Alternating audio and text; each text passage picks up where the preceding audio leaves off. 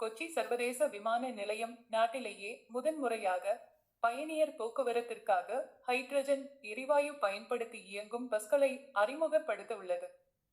மத்திய அரசின் தேசிய பசுமை ஹைட்ரஜன் திட்டத்துடன் இணைந்து ஹைட்ரஜன் பள்ளத்தாக்கு திட்டத்தை கேரள அரசு துவங்கியுள்ளது. இதற்காக ஹைட்ரஜன் வேலி இன்னோவேஷன் கிளஸ்டர் எனப்படும் HVIC என்ற நிறுவனத்தையும் உருவாக்கியுள்ளது.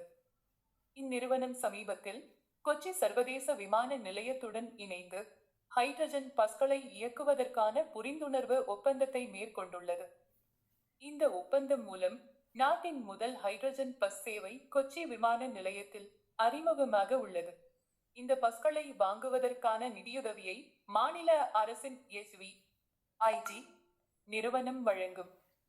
இதற்காக ஒரு பேருந்துக்கு 290 கோடி ரூபாய் வரை அனுமதி வழங்கியுள்ளனர்.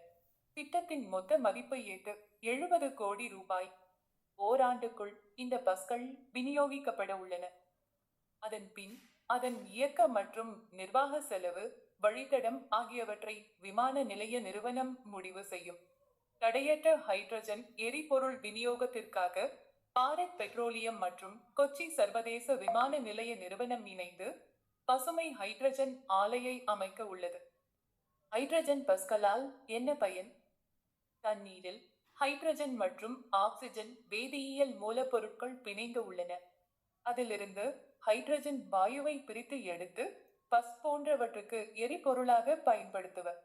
ஐரோப்பிய நாடான ஜெர்மன் உட்பட பல வெளிநாடுகளில் இந்த வகை பஸ்கள் இயக்கப்படுகின்றன. இதன் மிக முக்கிய பயன், இது நீராவியை மட்டுமே வெளியிடும்.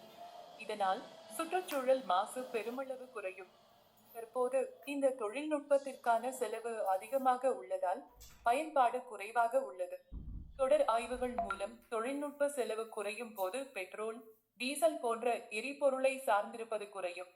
அந்நிய செலாவணி மிச்சமாகி பொருளாதாரத்திற்கும் பயனளிக்கும்.